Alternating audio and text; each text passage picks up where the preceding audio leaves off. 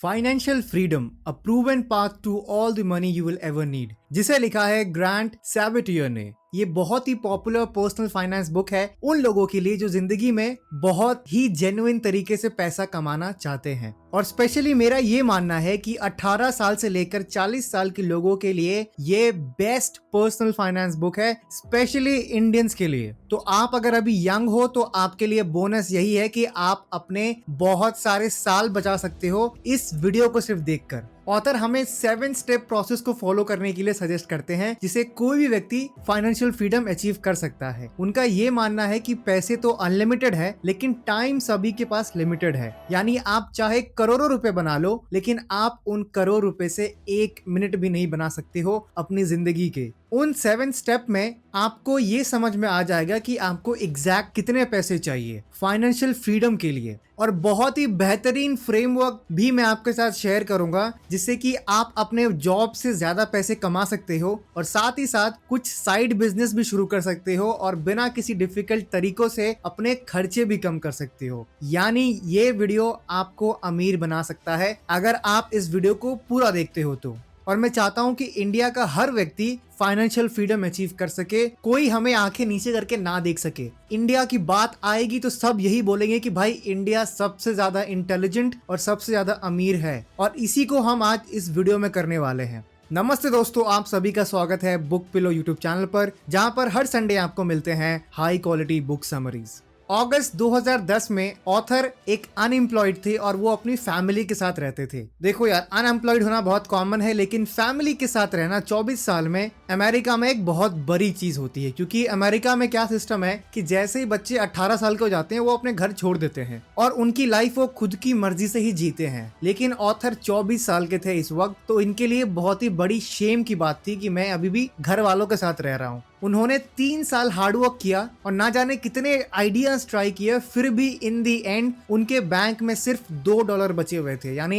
150 रुपए। अगर हम ऑन एन एवरेज देखते हैं तो आज के बच्चे कम सेव कर पाते हैं अगर हम कंपेयर करें अपने पेरेंट्स के जनरेशन से। अभी इन्फ्लेशन भी बहुत ज्यादा हाई है और साथ ही साथ कॉस्ट ऑफ एजुकेशन तो आसमान छू रहा है, जिस कारण बहुत बच्चों के ऊपर स्टूडेंट्स लोन भी है। ऑथर ने ये सोचा कि अगर मैं 9 to 5 जॉब में फंसा रहा तो इसकी कोई गारंटी नहीं है कि रिटायरमेंट के वक्त मेरे पास फ्रीडम रहे और इतने पैसे भी हो कि मैं रिटायरमेंट अफोर्ड कर सकूं। तो ऑथर ने सोचा कि मुझे कुछ अलग करना होगा जिसमें मैं वो करूं जो लोग अक्सर रिटायरमेंट के बाद सोचते हैं। उनका प्रिंसिपल बहुत ही सिंपल था, उनको पर्सनल फाइनेंस के बारे में सीखना था, एक एंटरप्रेन्योर बनना था और साथ ही साथ इन्वेस्टिंग में बहुत ही बेहतर होना था। यानी इनके दिमाग में सिर्फ और सिर्फ 3 स्ट्रैटेजीज थे अमीर बनने के लिए। ग्रांट सैबेटियर ने ये कैलकुलेट किया कि मुझे ठीक $1.25 मिलियन चाहिए और इतना अगर मैं कमा लूं तो मैं रिटायरमेंट ले पाऊंगा और फ्रीडम के साथ जिंदगी जी पाऊंगा। मुझे कोई स्ट्रेस नहीं रहेगी कि मुझे आज काम पे जाना ही होगा। सबसे पहले उन्होंने जितना हो सके उतना फाइनेंस के बारे में सीखा और एक इफेक्टिव प्लान बनाया जहां पर वो एक फुल टाइम जॉब करेंगे और 2 साइड बिजनेस खोलेंगे और साथ ही साथ वो स्टॉक मार्केट में भी पैसे इन्वेस्ट करेंगे।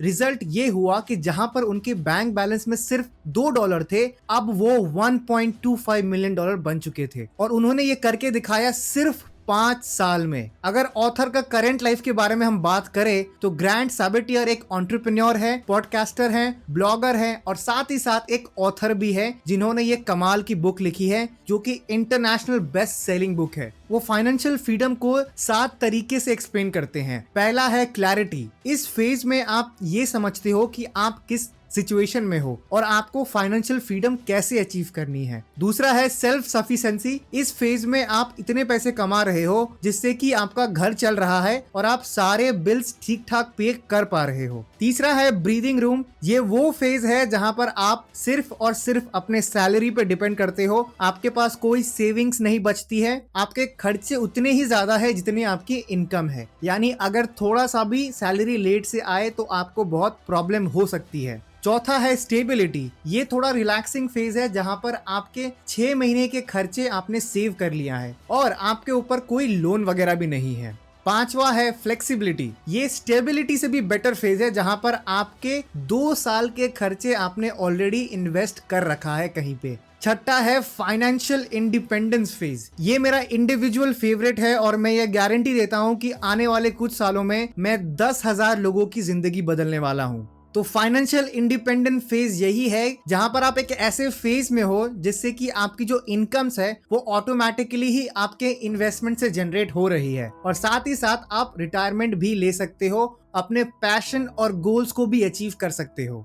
और सातवां फेज है एबंडेंस ऑफ वेल्थ, जहां पर आपके पास इतने पैसे हैं आपको कुछ सोचने की जरूरत ही नहीं है। आपके बच्चे, उनके बच्चे, वो आराम से आपके पैसे से ही वो सरवाइव कर सकते हैं। तो जो मैं पहला लेसन इस बुक से मैंने जो सीखा वो है कि अगर आपको फाइनेंशियल फ्रीडम अचीव करनी है तो आपको ये कैलकुलेट करना होगा कि आप कितने पैसे खर्च करते हो सालाना। यहाँ ऑथर ये कहते हैं कि हमें कंपाउंडिंग इंटरेस्ट का फायदा उठाना है। इवन आइंस्टाइन भी ये कहते हैं कि compound interest is the 8th wonder of the world. अगर सिंपल शब्दों में समझाऊं तो कंपाउंड इंटरेस्ट का मतलब होता है कि आप अपने पैसे से जो इंटरेस्ट कमाते हो उसे री इन्वेस्ट करना, जिससे कि आपका जो पैसा है वो हर साल कंपाउंड होता रहे। अगर मैं आपको एक एग्जांपल से समझाऊं तो अगर आपने एफडी कराया बैंक में 3 साल के लिए, मान लेते हैं कि आपने 1 लाख रुपए का एफडी कराया है और रेट ऑफ इंटरेस्ट आपको मिला 7%, तो पहले साल आपका पैसे कुल 1,07,000 हो जाएंगे। अब आपको 1,07,000 पे आपको 7% मिलेगा, बल्कि 1 लाख पर नहीं। इसी को कहते हैं कंपाउंड इंटरेस्ट, जहां पर आपका इंटरेस्ट कैपिटल से ऐड हो जाता है और आपको प्रॉफिट दिलाता है। ऑथर ये रेकमेंड करते हैं कि सबसे पहले आप अपना एनुअल एक्सपेंसेस कैलकुलेट करिए। और एनुअल एक्सपेंसेस कैलकुलेट करना बहुत ही सिंपल है। आपको पहले ये कैलकुलेट करना पड़ेगा कि आपके ऊपर लोन कितना है, आप एनुअली टैक्स कितना पे करते हो, आप अगर रेंट पे रहते हो तो आपका सालाना क्या रेंट है, आपके इंश्योरेंस कितने हैं, ऑन एन एवरेज आप साल में कितनी बार घूमने जाते हो, और आपके खाने पीने का, बच्चों की पढ़ाई और भी जो एक्स्ट्रा एक्सपेंसेस है वो सालाना कितनी है अप्रॉक्स। और इसका जो भी वैल्यू आएगा उसको आपको ऐड करना है आपके फ्यूचर इन्वेस्टमेंट के साथ, यानी बड़ा घर, बच्चों के विदेश में पढ़ाई, महंगा टर्म इंश्योरेंस और आपके ट्रैवलिंग के खर्चे। तो उन दोनों को कैलकुलेट करने के बाद ऑथर रेकमेंड करते हैं कि आपको इसको 4% से डिवाइड करना है। जो वैल्यू आता है वो है आपका प्रिंसिपल, यानी इतने पैसे आपको चाहिए जिससे कि आप कंपाउंड इंटरेस्ट पे आराम से जिंदगी बिता सकते हो और जो भी आपके फ्यूचर्स प्लान्स हैं उसे भी आप अचीव कर सकते हो। 4% ऑथर इसलिए रिकमेंड करते हैं क्योंकि उनका मानना है कि ऑन एन एवरेज 7% का रेट तो मिलता ही है कंपाउंड इंटरेस्ट में। तो अगर आप उन सिर्फ 4% का यूज करते हो तो आपका प्रिंसिपल में कभी भी पैसे निकालने की जरूरत नहीं पड़ेगी और बचे 3% ऑटोमेटिकली ग्रो होते जाएंगे। अगर आपको ये बहुत टफ लग रहा है तो मैं आपको क्लियर कर दूं कि ये टफ नहीं है, बस आपको पेशेंस के साथ इस वीडियो को कंटिन्यू देखते रहिए, आपको सब कुछ समझ में आ जाएगा। दूसरा स्ट्रैटेजी जो मैंने सीखा इस बुक में वो है calculating net worth before starting the financial freedom journey. हम हमेशा जब कहीं पहुंचना चाहते हैं तो अक्सर प्लानिंग पहले से ही कर लेते हैं। हम अपने स्टार्टिंग पॉइंट से डेस्टिनेशन तक एक रोड मैप बना लेते हैं जिससे कि हम सही डायरेक्शन में चलते रहें। अगर हम बिना डायरेक्शन के जर्नी स्टार्ट करेंगे तो हमें बहुत परेशानियां फेस करनी पड़ेगी और हो सकता है कि जहां पहुंचना हो वहां आप कभी भी ना पहुंच पाओ। इसीलिए फाइनेंशियल फ्रीडम तक पहुंचने के लिए आपको एक प्रॉपर प्लानिंग और डायरेक्शन की जरूरत है, जिसे ऑथर कहते हैं कि आप अगर नेट वर्थ कैलकुलेट कर लेते हो तो कहीं ना कहीं आप एक रोड मैप बना रहे हो। नेट वर्थ कैलकुलेट करने के लिए बहुत ही इजी प्रोसेस है। आपको अपने एसेट से लायबिलिटी को सब्सट्रैक्ट करना है, जो वैल्यू आएगा वही है आपका नेटवर्थ। जो लोग कॉमर्स फील्ड से नहीं है उनके लिए मैं सिंपल में समझाता हूँ एसेट क्या होता है और लायबिलिटीज क्या होता है। एसेट यानी आपका बैंक बैलेंस, आपकी प्रॉपर्टीज, जितने भी वैल्यू वाली चीजें हैं आपकी लाइफ में वो सभी आपकी एसेट है। फॉर एग्जाम्पल अगर आपके पास एक 55 इंच का टीवी स्क्रीन है 2 साल पुराना और अगर आप इसे आज बेचने जाओगे तो आपको 30,000 रुपए मिल जाएंगे, तो ये भी आपका एसेट है। अगर आपने कुछ गोल्ड रिंग लिया है या फिर कहीं पे पैसे इन्वेस्ट किए हैं तो वो भी आपका एसेट ही है। एसेट का लिस्ट बनाने के बाद आपको लाइबिलिटीज का लिस्ट बनाना है। लाइबिलिटीज यानी वो चीजें जिसमें आपके पैसे जा रहे हैं, जैसे कि आपका credit card loan, business loan या होम लोन, जो भी आपके खर्चे हैं जैसे कि रेंट, खाना पीना। तो जब आप एसेट से लाइबिलिटी को सब्सट्रैक्ट करते हो तो आपका नेट वर्थ का पता चल जाता है। जब हम बात करते हैं मुकेश अंबानी सर की, वो है $75.8 बिलियन, तो वो वैल्यू उनका एसेट और लाइबिलिटी को सब्सट्रैक्ट करने के बाद ही आया पाया है, तो आप इमेजिन कर सकते हो कि उनके पास कितने पैसे हैं। हमें ऑफ कोर्स अंबानी या फिर जेफ बेजोस से अपने आप को कंपेयर नहीं करना है, पर नेट वर्थ कैलकुलेट करने से आपको बहुत ज्यादा मदद मिलेगी। आपका नेट वर्थ दो तरीके का हो सकता है, पहला पॉजिटिव, दूसरा नेगेटिव। यानी जब आपके एसेट ज्यादा हो तब वो पॉजिटिव है, और जब आपकी लायबिलिटीज ज्यादा हो तो वो नेगेटिव में आता है। और ऑथर हमें ये भी रेकमेंड करते हैं कि हमें हर रोज अपने नेट वर्थ को 5 मिनट के लिए देखना है, जैसे कि बैंक में कितने पैसे हैं, किन किन लोगों को मुझे पैसे देने हैं, कहाँ कहाँ से मेरे पेमेंट आ रहे हैं और कहाँ कहाँ मुझे पेमेंट देना पड़ रहा है। ये हो सकता है कि आपके लिए ये थोड़ा स्ट्रेसिंग हो, लेकिन ऑथर का मानना है कि अगर आप इसे रोज करते हो तो आप अपने आप को ट्रेन कर रहे हो फाइनेंशियल फ्रीडम की ओर। तीसरा स्ट्रैटेजी जो मैंने इस बुक से सीखा वो है find out how much work time you are exchanging for each items. यहाँ ऑथर एक कमाल की माइंडसेट शेयर करते हैं जिसे कि हम सभी अपने अननेसेसरी खर्चे को कम कर सकते हैं। वो ये कहते हैं कि जब भी आप कोई प्रोडक्ट खरीदते हो तो आप ये भी कैलकुलेट करना चाहिए कि जिस कीमत में आप उस प्रोडक्ट को खरीद रहे हो वो सेम अमाउंट आपको अर्न करने में कितने घंटे या फिर कितने दिन लगेंगे। फॉर एग्जाम्पल, अगर आप एक 50,000 रुपए का फोन खरीदते हो और आपकी सैलरी है 25,000 रुपए पर मंथ, तो उस फोन की असली कीमत है 2 महीने की हार्डवर्क, ना कि 50,000 रुपए। ये शायद बहुत लोगों के लिए अनफेयर है क्योंकि उन्हें लाइफ को एंजॉय करना है, लेकिन ऑथर का मानना है कि अगर आपको फाइनेंशियल फ्रीडम अचीव करनी है तो ये कैलकुलेट करना ही पड़ेगा आपका पर आवर इनकम कितना है। इसे कैलकुलेट करना उतना इजी नहीं है क्योंकि जनरली हम इनकम को टाइम से डिवाइड करके कैलकुलेट करते हैं कि अपना पर आवर इनकम कितना है, लेकिन उस टाइम को कौन कैलकुलेट करेगा जब आप ट्रैवल करते हो, जब आप अपने घर या ऑफिस में जाते या आते वक्त ट्रैफिक में फंसे रहते हो। उस वक्त को कौन कैलकुलेट करेगा जब आप अपनी घर की सफाई करते हो, ग्रोसरीज खरीदने जाते हो, अपने बच्चों को स्कूल पे छोड़ते हो। इन सारे चीजों को अगर हम कैलकुलेट करें तो हमारी पर आवर इनकम बहुत ही कम होती है और इसी का हमको फायदा उठाना है। इसीलिए ऑथर सभी को रेकमेंड करते हैं कि आप जब भी कोई भी एक्सपेंसिव चीज खरीदो तो कोशिश करिए कि आप ये भी कैलकुलेट करो कि आप कितने महीने की हार्डवर्क करोगे, तब जाके आपने जो इन्वेस्ट किया है वो आप कमा पाओगे। इससे हम बहुत ही कॉन्शियस स्पेंडिंग करेंगे बिना किसी रिग्रेट के।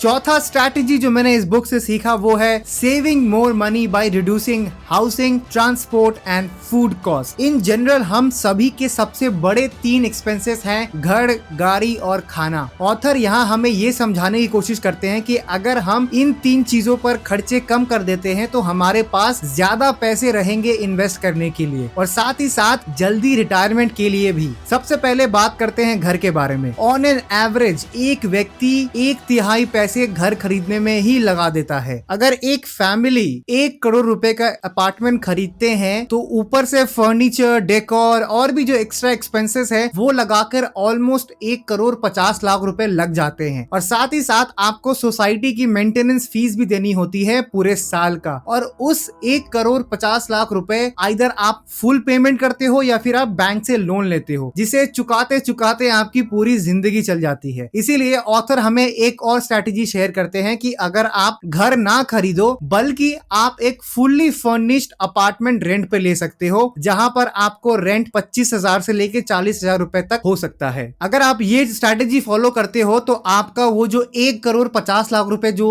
आप इन्वेस्ट करने वाले थे एक साथ ही वो आप पैसे बचा सकते हो सिर्फ रेंट देकर। ऑथर का ये भी मानना है कि अपने लाइफस्टाइल को बिना कॉम्प्रोमाइज करे आपको जितना कम हो सके उतने कम रेंट वाले घर में रहना चाहिए, जिससे कि आपके पास पैसे सेव हो। अगर आपको बहुत ही अच्छे घर और वेल मेंटेन सोसाइटी में रहने की आदत है तो आप जाकर चौल में रहना शुरू कर दो, क्योंकि इससे आपको बहुत तकलीफ होगी। लेकिन अगर आप एक फुल्ली फर्निश्ड अपार्टमेंट ले लेते हो तो आपको बिना किसी कॉम्प्रोमाइज के आप आराम से रह सकते हो। दूसरा सबसे बड़ा इन्वेस्टमेंट है गाड़ी का। बहुत लोगों का मानना होता है कि खुद की कार होनी ही चाहिए या फिर एक स्पेसिफिक ब्रांड की कार हो तो भाई लाइफ में असली मजे तो उसी से आती है। ऑथर शो ऑफ माइंडसेट को इग्नोर करने के लिए बोलते हैं। वो कहते हैं कि आप हो सके तो पब्लिक ट्रांसपोर्ट यूज करो या फिर ऑनलाइन कैब बुकिंग का यूज करो, क्योंकि इससे आपके बहुत ज्यादा पैसे बचते हैं। क्योंकि जब आप एक कार खरीदते हो तो आप ये भी कैलकुलेट करो कि पूरे साल का पेट्रोल डीजल कितना लग सकता है, और साथ ही साथ उसकी सर्विस फीस है, और ऊपर से इंश्योरेंस और टैक्स, और कभी गलती से अगर एक्सीडेंट हो गया तो उसके ऊपर और खर्चे। ये सब अगर आप कैलकुलेट करोगे तो आपके बहुत बड़ा अमाउंट जो है वो कार ले लेता है आपसे। और इंडिया में एक और प्रॉब्लम ये है, वो है कार की पार्किंग का। यानी अगर आप कार ले भी लेते हो तो आप उसे पार्क कहाँ करोगे, क्योंकि अभी तक इंडिया में ऐसे बहुत सारे गलियां हैं जहां पर कार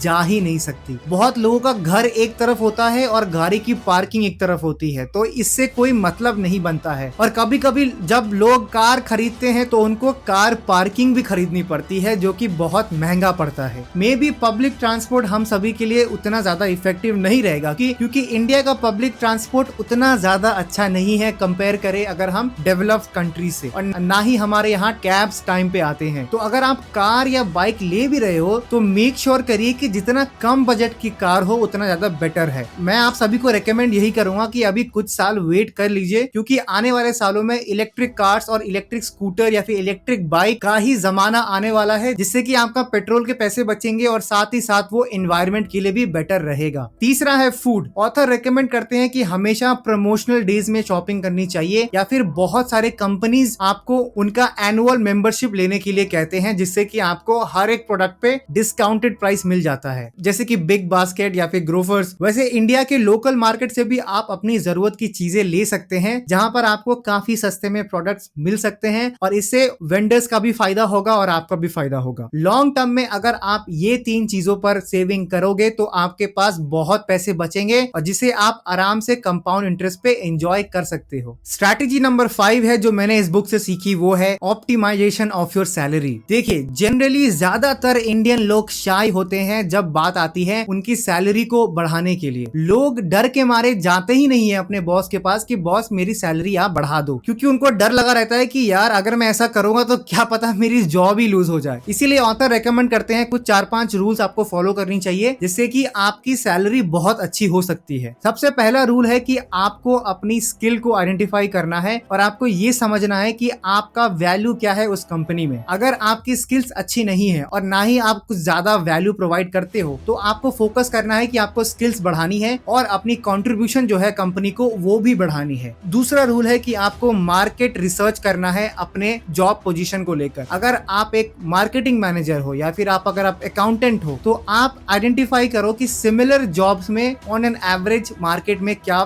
सैलरी मिलती है। इससे आपको बहुत बढ़िया कंपैरिजन मिल जाएगा कि आपको क्या अंडर पे मिल रहा है या फिर आपको ज्यादा मिल रहा है या फिर आपको ठीक ठाक मिल रहा है। तीसरा रूल है कि आपको डिफरेंट कंपनीज में कनेक्शन बनाना शुरू करना चाहिए। आप चाहो तो लिंक्डइन, फेसबुक, इंस्टाग्राम, जहां पर भी हो सके कंपनीज को अपना रेज्यूमे या फिर सीवी भेजिए और लोगों से कनेक्ट करना शुरू कर दिए, जिससे कि आपके पास ऑप्शंस रहे हमेशा कि आपको बेटर अपॉर्चुनिटीज मिल सकता है। अगर आपने ये 3 रूल फॉलो कर लिया, तब ऑथर रेकमेंड करते हैं कि आपको अपने बॉस के पास जाना चाहिए और आपको परसेंटेज हिसाब से बॉस को बोलना है कि मेरी आप 10% या 5% या 7% सैलरी बढ़ा दो, ना कि एक एग्जैक्ट अमाउंट से, क्योंकि ये साइकोलॉजिकली एक बहुत ही बुरा इंप्रेशन पड़ता है। अगर आप बॉस के पास जाते हो और कहते हो कि मेरी आप सैलरी 10,000 बढ़ा दो, तो हो सकता है कि उसको थोड़ा प्रॉब्लम हो सके। लेकिन अगर आप बोलते हो कि मैं आपके लिए ये काम कर रहा हूँ और मैं एक्स्ट्रा और काम कर सकता हूँ, तो अगर आप मेरी 5% सैलरी बढ़ा देते हो तो, या फिर 10% सैलरी बढ़ा देते हो, तो इससे आपके सैलरी हाइक होने का चांसेस बहुत ज्यादा बेहतर हो जाता है। और 5वां रूल ये है कि आपको कोशिश ये करनी है अपने कंपनी में वर्क फ्रॉम होम का भी लीव लेना चाहिए। यानी अगर आपका काम ऐसा है कि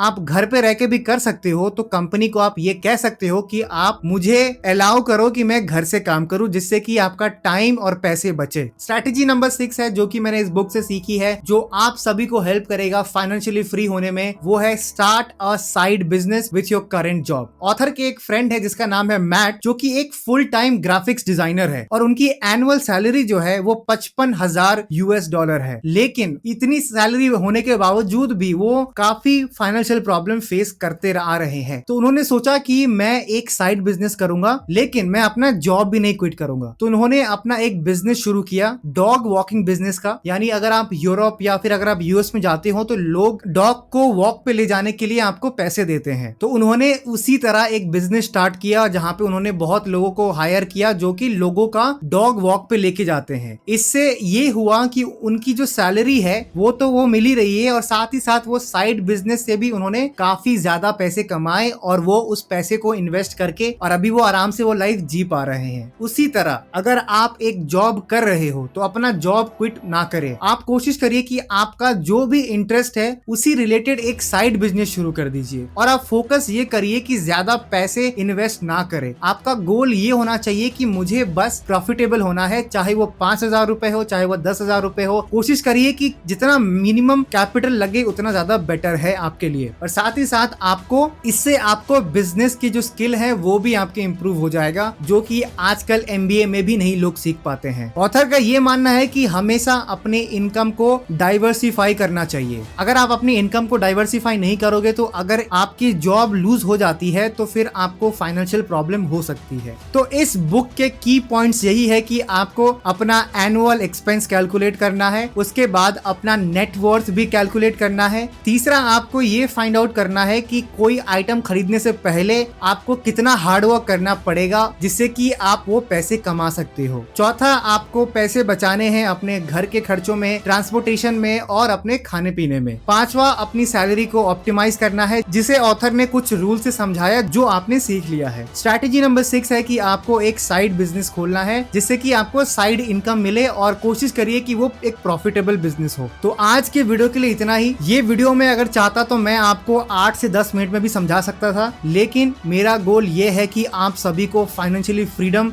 की ओर बढ़ने के लिए मैं आपको मोटिवेट करूं। इसी कारण ना मैं कभी क्वालिटी और लेंथ पे कभी कॉम्प्रोमाइज नहीं करूंगा। तो अगर आप इस वीडियो को अभी तक देख रहे हो यानी आप में वो काबिलियत है कि आप फाइनेंशियल फ्रीडम की ओर जा सकते हो। अगर आप मेरे काम से खुश हो तो प्लीज चैनल को सब्सक्राइब करिए और अगर इस वीडियो में आपने कुछ भी नया सीखा है तो प्लीज इसे लाइक करिए और कॉमेंट में मुझे अपने ओपिनियंस जरूर शेयर करिए।